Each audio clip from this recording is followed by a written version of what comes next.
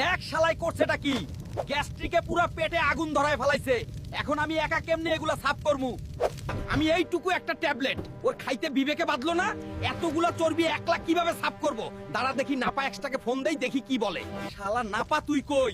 আমি তো এখানে বিপদে পড়ে গেছি, তাড়াতাড়ি একটু আয় ভাইয়া। এই শালা গরুর পেট সাফ করতে সাহায্য করবে, শালায় খালি ভাজা পোড়া খায়। কি নাপা, তুই আমার ভাই হয়ে এই কথা বলতে পারলি? তুই আসতে পারবি না? তাহলে ফোন রাখ, দেখি আমার চেলাবেলাকে ডেকে কাজ করানো যায় নাকি। পরিষ্কার কর, পরিষ্কার কর। শালা গরুর পেটে এত চর্বি, এখন যে মানুষ কেন এত ভাজা পোড়া খায় বুঝি না রে। তাড়াতাড়ি সাফ কর, এখনো সময় আছে না।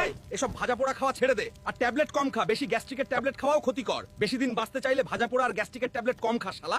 দেখ শালাই করছেটা কি, গ্যাস্ট্রিকে পুরো পেটে আগুন ধরায় ফেলাইছে। এখন আমি একা কেমনে এগুলা সাফ করমু? আমি এইটুকু একটা ট্যাবলেট ওর খাইতে বিবেকে বাঁধলো না। এতগুলা চর্বি একলা কিভাবে সাফ করব? দাঁড়া দেখি নাপা এক্সট্রাকে ফোন দেই, দেখি কি বলে। শালা নাপা তুই কই? আমি তো এখানে বিপদে পড়ে গেছি, তাড়াতাড়ি একটু আয় ভাইয়া।